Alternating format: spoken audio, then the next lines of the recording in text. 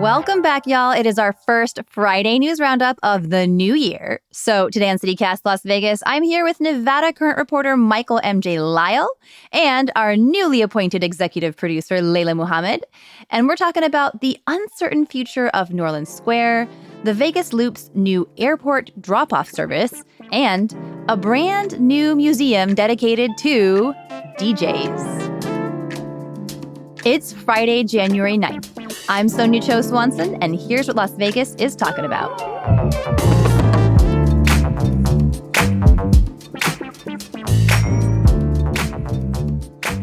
Layla, MJ, good morning. Good morning. Good morning. Happy New Year. Happy New Year. Fresh year, fresh FNR. All right, we always start things off with our hot headline. Hot headline. It won't be the same. I know, it won't be the same. I think we need to do something different now. Yeah, we need a new shtick without Sarah's beautiful guttural hot headline. How she gets the hot out, yeah. She does. She makes it hot. Okay, well, the hot headline for today, my first question for y'all. When you hear the phrase Las Vegas Athletics, what comes to mind for you? I always thought of LVAC, Las Vegas Athletic Club, the gym. Okay, yeah. That's a good one, yeah. The franchise, Yeah. My eyes kind of glaze over because anytime I hear the word athletics, like, it's so stereotypical. It's so stereotypical, but literally. But that's a good one, too. Like, LVAC, definitely Right. something, yeah. It's Right, also right. just a weird, athletics, a name for any sports team is what does that even mean? Right, Yeah. right. It's very 1920s. I don't know. Anyways, but your thinking is all in line with the United States Patent and Trademark Office because the A's have failed their second attempt to trademark the name Las Vegas Athletics and also Vegas Athletics. The USPTO says it is too generic. So the idea is basically that if, for example, a Little League team was trying to use the phrase, Las Vegas Athletics League or something, because it's the word athletics literally has to do with sport, and Las Vegas is the city, very well-known city. And so, that theoretically under the trademark, the former Oakland A's, now Las Vegas, theoretically Las Vegas A's, could theoretically sue this Little League team, right? Because the phrase is too generic. Yeah. And that's their argument. But how do teams like the A's actually end up getting trademarks? Because, the Oakland A's was trademarked. The Oakland Athletics was trademarked, right? And what happens is over time, you can win a trademark on the basis of something called acquired distinctiveness. Yeah, wordy phrase. But that's when people actually associate a really generic phrase with a single source. So I'm thinking so it's like American Airlines, right? Pretty generic, but we all think of the airline, or like Best Buy, right? But yeah, so the irony is that by not having played in Las Vegas for very long, people aren't really thinking of the Las Vegas Athletics as a brand first and foremost. I feel like it's going to take a while. Yeah, it's going to take a while. Things are not going well for them. No. They got some time to put in. Let's just be real. So one could say a swing and a miss. Thank There you go. MJ. Thank you. On that note, let's move on to our first topic of the day. The future of New Orleans Square is uncertain. What's going on there, Layla? Yes, the ever-struggling New Orleans Square in the ever-struggling Historic Commercial Center. So this is from reporting by Jacqueline Schultz from Fox 5. So as the county prepares to demolish the Commercial Arts Building, which is on the west side of the Historic Commercial Center this month, they are turning their eyes to New Orleans Square and seeing what will happen with that building, also needing a lot of repair. One of the reasons that they're demolishing the Commercial Arts Building is because it's been through some tough time. It's been vacant for years. It used to house a church, a hair salon. It's had problems with squatters in the past, and the walls are filled with asbestos. So that building is coming down. Similarly, New Orleans Square has a lot of code issues. They need new fire sprinklers, bathrooms. There needs to be accessibility added for disabled community members. Some walls need to be fixed. So the cost of the renovation for New Orleans Square is estimated to be about $15 million. Oh, wow. Yeah, in contrast, to demolish the building would be $3 million. So the redevelopment agency in the county is considering what to do next. Commissioner Tixeglum is in favor of keeping the building and revitalizing it. Funds have not been secured yet, but he is saying that the historic nature of the building deserves to be preserved. The small businesses that are housed in New Orleans Square need a place to stay. And the history. So New Orleans Square started as the Carriage Trade Center around 1970, similarly hosting small businesses. And I mean, Historic Commercial Center is historic because it was one of the first strip malls in Las Vegas. Right. Yeah. Before malls came online, the Historic Commercial Center was in the center of the city, access to the suburbs and access to the strip. Now it has kind of fallen in disrepair. Clark County owns the parking lot outside, and it recently acquired the Commercial Arts Building and New Orleans Square in a, I think, $12 million purchase last year. So with all of these costs, it would cost over $15 million to now demolish the Commercial Arts Building and renovate New Orleans Square. Interesting. It makes me sad, though, like, we always just pave over all our history. Like, I understand it's so costly, like, to keep it and to renovate it and do all the repairs. But, like, there is so much a conversation around all the history that we lose simply because we just pave everything over.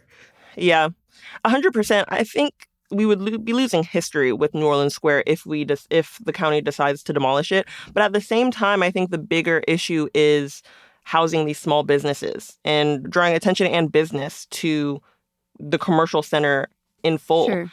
Which is struggling. Yeah, it's been struggling for years. Yeah, I think it needs some kind of thing to bring people to the center, and they're trying to make it a destination for live events and nightlife. There's actually Artie's Bar and Steakhouse opening up from the owners of Rebar and Barter Beer and Mall. I think that's supposed to be coming online this year. I didn't realize that was going to be in Commercial Center. Yeah, not in New Orleans Square, but I think on the other side of Commercial Center. Okay. So that's exciting. And I mean, Lotus of Siam has been closed since 2017 and had some openings in, I think, 2020 and 2021. Hopefully it comes back up. The new space is supposed to be bigger and better. And so I think those can draw people to the Commercial Center, and hopefully people can check out the surrounding businesses. Yeah. It doesn't help that construction on Maryland is a constant. And so it's hard to actually drive business there when you literally can't really drive easily down that street. Like you avoid that thoroughfare for sure. Exactly. Yeah. It's interesting because it wasn't until maybe in the last few years that I started to think of strip malls as actually anything worth saving. I always thought of them as like the ugliest part of Las Vegas. But, the more I think about it, the more I've, kind of over the last 4 years at CityCast really thought more carefully about like the fabric of our city. They're kind of our vernacular architecture.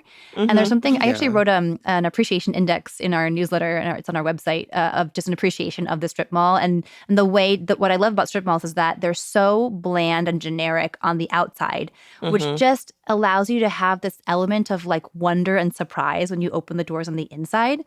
And I think about cafes like Gabby Coffee, for example, in Spring Mountain, like where you open the door and you're like, what is this wonderland? Or like example. Just right. I mean, the way that like a strip mall, the contrast between exterior and interior in a strip mall business is particularly stark and special. But I think it also kind of speaks to the history of like Las Vegas drive-in culture, right? Where you can just drive straight up to like a strip mall, park right in front of a business and like pop right in. So, but I want to offer maybe like a counterpoint. Maybe this is actually not a counterpoint. It just kind of goes along with the original point here about how to save a building. Y'all know the old Mormon fort downtown literally contains just like a tiny section of wall, like maybe like one brick from the original building. And the rest is like a refabrication of the original building. So like what even is original anymore? I don't know. Like, could we theoretically tear down the building this asbestos riddled building, and put up something in the style of the old building and still kind of like, do you know what I mean? Make it an homage to the original. Like it could still be a strip mall, could still contain the same architectural elements, but I don't know, be safer for the people working inside. That's a thought. Yeah, I think that's it's interesting to think about, like, when the fire at Notre Dame happened, they rebuilt it, and it's still historic, and it's still a beautiful building, and it still holds all of that history, just an added, renovation from the fire. The important part here is making it a place for small businesses to thrive. So if New Orleans Square has to come down because of the renovation costs, because it just doesn't make sense to keep the building, building something else where small businesses can be and thrive and have a home, I think that's the important part. So not as much of spending all of this money to maintain a really old building just for the sake of holding it for history. I think the more important thing here is to make it a place where small businesses can succeed. What do you think, MJ? Are you pro wrecking ball here? I wouldn't say I'm pro wrecking ball. I guess I'm just considerate of, like, if we're going to take the step of, like, paving over it, making sure that we're putting in its place not something that's, like, gotta be box story or gotta be like something that's gonna be affordable and attainable for small businesses. I know there's briefly conversations in passing about also, like, mixed use space in that area too, for like more housing. I heard that, like, in passing on a panel a really long time ago. I don't know where that idea is going, or if you've seen that in the reporting that you're looking at, Layla. But I think it's just making sure that space is, if we're gonna tear it down and build it back up, making sure that space is still accessible to small businesses, accessible to people, and not being something that's going to be another new shiny place for You don't want a shiny glass steel, like, modernist monstrosity. We have enough condo building. I do like a good modern building, but we have enough of them in other parts of the city. Sometimes we just need a little we need contrast. the funky yellow paint exterior, the weirdness. Yeah, keep Commercial Center weird. That's the bumper sticker. Yeah. Put that on a hat. Right. Branding for Commercial Center. There we go. Another CityCast idea. But that's a great point, MJ, because the previous owners, I might be butchering their last name, but McMenemy, they were trying to make Commercial Center, and specifically New Orleans Square, a home for artists being priced out of the arts district. The point on accessibility and it being affordable for local businesses, local artists, is an important aspect of Commercial Center and what's made it historic. Small businesses flock there because it's affordable to them and accessible to them. Yeah, I'm glad you mentioned the artists too, because there has been a burgeoning art scene there, which has been pretty cool to see. Yeah. Meet Nevada Health Link, Nevada's official health insurance marketplace. Your link to new plans, more selection, free assistance, and name brand health insurance all bundled together. Our marketplace is growing and has the state's widest selection of quality health plans. Find savings and quality coverage regardless of your income with new state-approved battle-born state plans. Visit NevadaHealthLink.com. In a few minutes, you can find the health plan that's right for you. Nevada Health Link. Our plans are made for your plans. Conoce Nevada Health Link, el mercado oficial de seguros médicos de Nevada. Tu lugar para encontrar opciones, ayuda en español y seguros de salud a tu alcance. Estamos creciendo y tenemos la mayor variedad de planes en el estado. Encuentra planes a tu alcance sin importar tus ingresos con los nuevos Battleborn State Plans aprobados por el estado. Visita NevadaHealthLink.com y en solo minutos encontrarás el seguro de salud que necesitas y mereces. Nevada Health Link. Our plans are made for your plans. All right, on to our second topic of the day. The Vegas Loop is now going to be dropping passengers off where, MJ? Good news. So if you're going from the airport and you want to get to Resorts World and Westgate, you have an option. The Vegas Loop is now doing drop-offs from the airport to those selected locations. Pickups are still pending right now, but it is expanding this idea that we are going to see more of these Tesla taxis, if you will, start to grow a little bit. Slowly but surely. It's going to be about a $12 per single ride to get to your destination. I know this is all part of an effort to grow that that aspect of transportation and address our congestion issues, but there's still a lot of questions about what's going on, and it is kind of a slower process. But yeah, for the meantime, if you're heading to the Resorts World or Westgate, you have another option other than typical rideshare or taxis. Amazing. Or public transportation, I should say. Right. I guess the question I have is, why are they using surface streets and, like, I guess, dropping passengers off or picking them up above ground? Is it a drop-off or pickup or both right now, MJ? It's a drop-off right now. Okay, just a drop-off. So why are they ferrying passengers, I guess, around above ground and not, I guess, laying the groundwork for an underground station at the airport?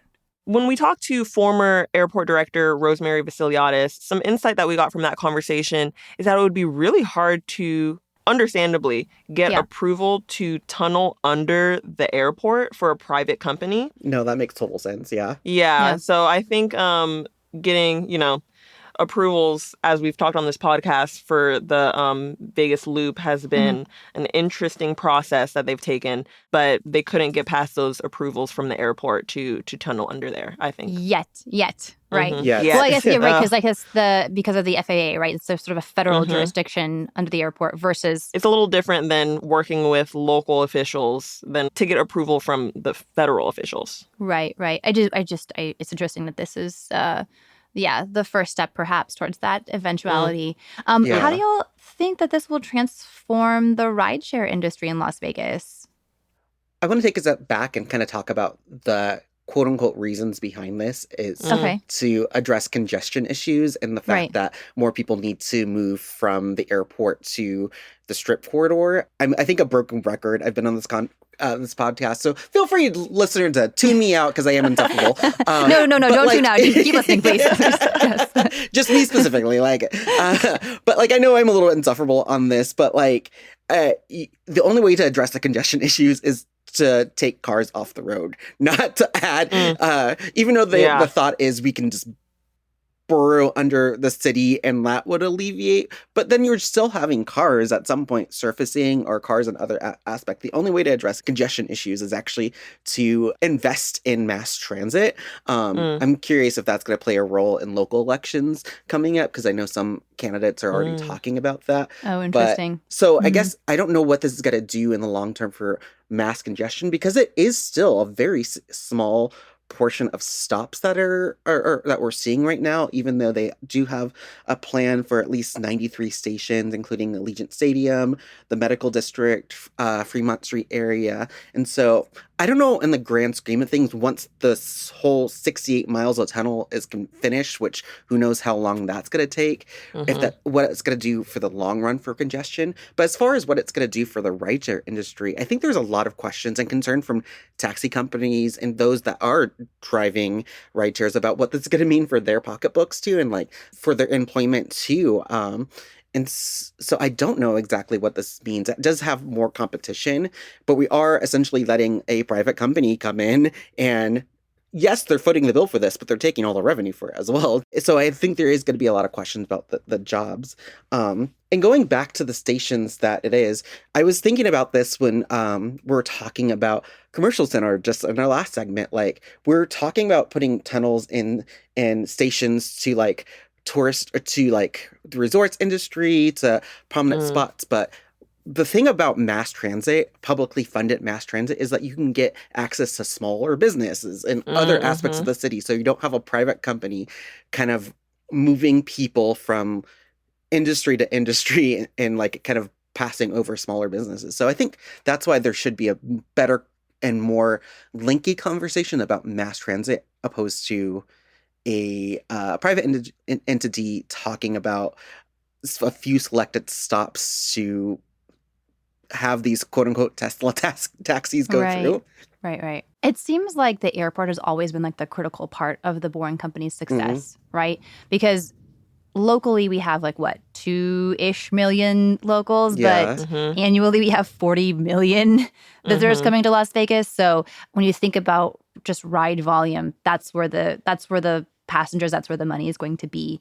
And so without that airport connection, there was never going to be enough customers. There is so much rightful concern about whenever I return from the airport, waiting for rideshare. Although Oh, I the personally rideshare don't is think it's. horrible. That whole I think it's little worse in area, other cities, to be honest. Like it is It's gotten terrible. a little better, I think. I don't know. Sure, they've got a better system. They've got people in place kind of ferrying you, but it is It's still not crazy. built for.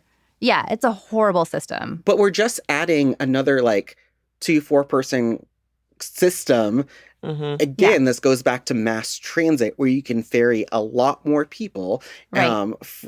We can build that up to the airport or near the airport. I know, again, some politicians, some policymakers have looked at these ideas. And so, again, like, yes, we do have a problem with like rideshare and getting people out of the airport, but is adding like another car, essentially another vehicle to the equation, doing that justice or really going to solve that problem to its full extent? That's the question. Yeah, is the solution kind of marginal and uncreative? It's like less creative than maybe it proposes to be, right? Yeah.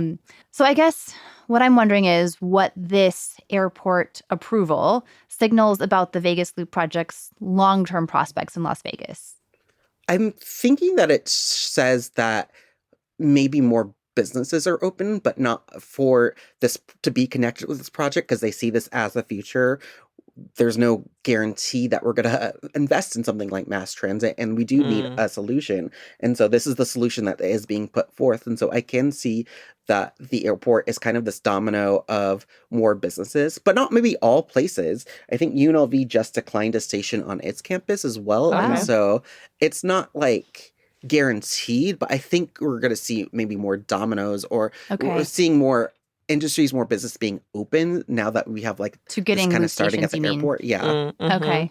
Yeah, that's interesting. That's interesting to hear that UNLV declined its station. I'm, selfishly, I'm happy about that. But I think the airport approving the loop to come to it is signaling maybe the slowness of the project building out the planned tunnels and the planned stations might start to see some momentum. And like the proposed arts district station might actually happen. I feel like it's been a lot of speculation, like, okay, they're planned, but are they actually moving on it? Are they actually building towards it? With this airport approval, it's kind of making me feel like, oh, okay, it's starting to come. It's going to be more fleshed out in the next few years. And I don't think you could cite this story without citing the marvelous work that is done between CityCast and ProPublica and a lot of other publications. I know Nevada Current has reported on this, about a lot of the concerns of this private entity trying to go around regulations to get this built and kind of going against environmental standards, safety standards to actually do all this stuff. And so it does beg the question, as we continue to see growth, where they already have this history of this, there's already been ample reporting to see this, what this is going to mean for the future when we're digging more tunnels and trying to expand. Like, are we going to see more environmental concerns, more safety concerns, and more hazard? Sure. Yeah, for worker safety, Yeah. And just one last note from me on how this impacts the Las Vegas industry. Las Vegas, before Uber really started, had a big private car industry that pretty much got tanked when Uber started. Interesting. Like the private drivers, chauffeurs. Yeah, private chauffeurs and like the big black Escalades. Right. That industry took a really big hit once Uber was introduced. And so it makes me wonder how the taxi industry is going to fare, what is left of the private car industry, how is that going to fare, and how this is going to change Las Vegas in the future. Right.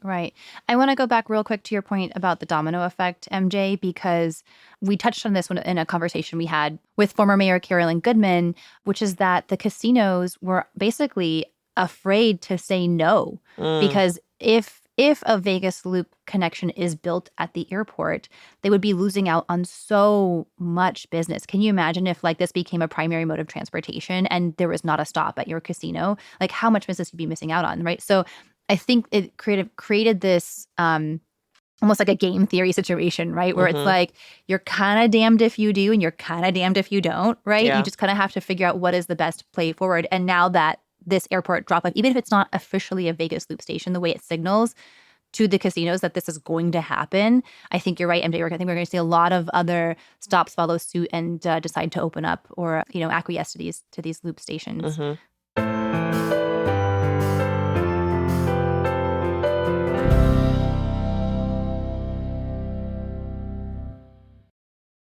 All right, onward to some more fun news this week.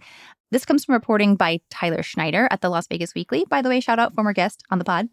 He writes that we have a new museum in town. It is the DJ Museum. Yes. So Sam Maxion, also known as DJ Slammin' Sam, has opened the DJ Museum in Filipino Town. He is Filipino-American, and he's also the resident DJ at Aliante Casino. Okay, so this nice. is like very much his wheelhouse. The space includes a walk through all the pivotal moments in history from like the 1950s onwards. I did not know that DJing started in the 1950s. Mind did blown not. already. I know, right? It takes you through different eras of like all these like vintage, analog, and like digital equipment. And there's actually an interactive area with like working turntables where you can actually go and like, you know, do a little scratchy scratch. Yeah.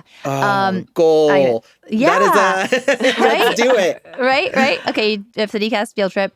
Bonus, there is also a DJ Zoltar machine at the museum. You know the Zoltar, like the fortune teller guy in the box? Yeah. That was like in big, right? But they have a DJ version of that. So that's it's like cool. one and big. Yep. So reactions, are y'all signing up? Are you going to the DJ Museum like next week? What's your reaction to this? I think hearing that they have working turntables, I'm like, Yeah. okay, I'm there. That's kind of cool. But it makes so much sense because I think there's been a resurgence of vinyl DJing. That might not be the term. Yeah. There's like old school. Yeah, exactly. There's been some really great, like, I don't know, pop-ups or parties down in downtown Las Vegas Arts District with vinyl DJs. And I feel like it, like, a lot of people are excited to hear that kind of music. And it was crowded at Dustland when they were having a vinyl DJ set. But yeah, it makes sense. It sounds really fun and exciting. Nice. Yeah, I'd give it a check out. I don't know if I'm going to go running there right now, but I do want to come check it out because that does sound cool. I didn't realize how much history that there is to the DJ scene. And so, but yeah, the demonstration for turntables, that is kind of exciting. I'm going to get my photo with that. So Nice. Okay, really important question for y'all. What is your DJ name? Oh my gosh. Okay. I embarrassingly have one. Layla, you already have one. You do? Yeah. Because I think I did a project in high school where this name like just cropped up and I've been using it as like my alias for like a long time. Nice. But DJ Lazy. Oh. That is actually so good. I think I found it on a shirt. I will give credit to where credit's due. I found it like on a shirt at like one of those like H&M or Rapsidel shops. Did you get the shirt? Yeah, I got the shirt. I wore it for like my whole high school career. I don't know where it is now. I don't know where it lives now.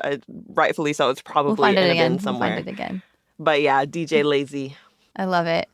MJ, tell me you have an alter ego DJ name here. I don't have an alter ego DJ. I have so many other alter egos. I'm not for a DJ. And DJ MJ just kind of sounds kind of weird. So I don't know. Like, I feel like Lyle would be like DJ Lyle? something on that. Like DJ Lyle. I feel like that's a really good DJ name. How about MJ Smile? I don't know. MJ Smile. Love that. All right, Sonja, what's your DJ name? Sonja is such a hard name to give a nickname to, but one of my friends in high school was like trying really hard to make Sunny work. Okay. It didn't work. But I'll riff on that and I'll be DJ Sunny Side Up. Sunny Side Up. I love it. I feel like that fits you very well. I feel like I have a pretty sunny personality. I'm looking on the upside. So as you know, DJs are an integral part of what makes Vegas Vegas. What other Vegas jobs deserve their own museum? I think we have to expand to other nightlife, like go-go dancers, drag queens, yeah, let's just all nightlife, like a nightlife club. I think that would be so fun to see the history of that too. And Okay. Yeah, I love that. That's a great idea. I think there's a Showgirls museum already, right? There is, yeah. Yeah, so I think that fits perfectly with Vegas. Nice. I think kind of like riffing on our second topic of transportation, I think, and I don't know if they're called, valets. Ooh. The history of valets in Las Vegas. That would be so cool. Yeah, because they used to be the go-to parking situation on the Strip. That used to be the go-to job. Yeah. Every high schooler I knew in like senior year who got a valet job was like a valet. Yes. And so I feel like the history of where it's going, where it was, where it's going, where it's gone, especially with rideshare and how that changes the game. Yeah, I think valets would be an interesting little maybe pop-up museum. I don't know if it does. I don't know if it warrants like a permanent museum, but maybe a little pop-up. Can that be morphed into the nightlife museum that I'm? There you go. It's all together. We got this. We're doing a multifaceted museum. Okay, mine's a little offbeat, but I learned about this wacky Vegas job from Summer Tamad, who wrote an article about this in Desert Companion magazine years ago. But did you know that the Strip has falconers? Ooh. There are people who professionally take their birds of prey out to go hunt down annoying pigeons. Because the pigeons, really cool. Yes, the pigeons poop on everything and they make such a mess. And so the falconers go out and just like decimate the pigeon population. So there are professional falconers on the Strip, and there should be like a little falcon museum where, you know, you can go and like pet a falcon. So, like, as someone who's afraid of birds, that sounds terrifying to me. Okay. But I appreciate the falconer's job of getting rid of the pigeons on the Strip. So yes, I think they deserve a museum. We're not going to get like a whole like dolphin situation though. With, God! Oh my God! Is that dolphins? Oh my gosh! Oh no! We fortunately are no longer home to dolphins on the Strip. It'll be an animal-friendly falcon museum. Yes, a very friendly museum. All right, before we go, we've got some shout outs from our neighbors. That's our membership program, and members get to shout out their favorite local businesses and organizations. Layla, who's got some shout outs for us? Yeah, so we got a shout out from Carlos V, who's giving some love to somewhere we've shown some love to on the podcast as well. He says, as an early riser, I appreciate tremendously Poppy's Donuts on Charleston and Shadow for opening at 5 a.m. Woo! Delicious and freshly squeezed OJ offered. Love Amazing. Poppy's Donuts. So good. Yes, go show some love to Poppy's Donuts. And then we have another shout out. Amy M says, Roger at the Parlor near Fremont Street always makes me feel welcome no matter how late, and the food is always fire. Fire. Amazing. Love it, love it. All right, so if you would also like to share a shout out on the podcast and the newsletter, by the way, you can head over to membership.citycast.fm and become a CityCast Las Vegas neighbor. It is $10 a month or $100 a year. And guess what? You get so many other amazing perks, including really awesome meetups like the one we just had, our recent holiday party. You get to meet the rest of the team and other neighbors. That's membership.citycast.fm. Well, Layla, MJ, thank you for such a wonderful conversation. Thanks for having me. It's always a pleasure. Thanks, y'all.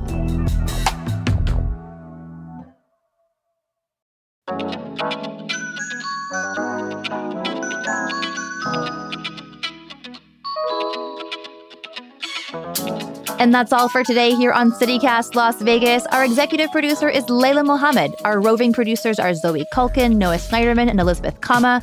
Our newsletter editor is Rob Katchel-Reese. And I'm Sonja Cho Swanson, Mojave Max fan club president. Music is by OG Moose, Epidemic Sound, Carl Christensen, and All the Kimonos. We record this show on the traditional homelands of the Nuwuvi, the Southern Paiute people. And if you enjoyed this show, go tell a friend, rate the show, leave us a review, give us lots of stars, please, and subscribe to our morning newsletter. And don't forget, you can support this show and get some great perks by becoming a CityCast Las Vegas neighbor at membership.citycast.fm. We'll be back Monday morning with more news from around the city. Take care.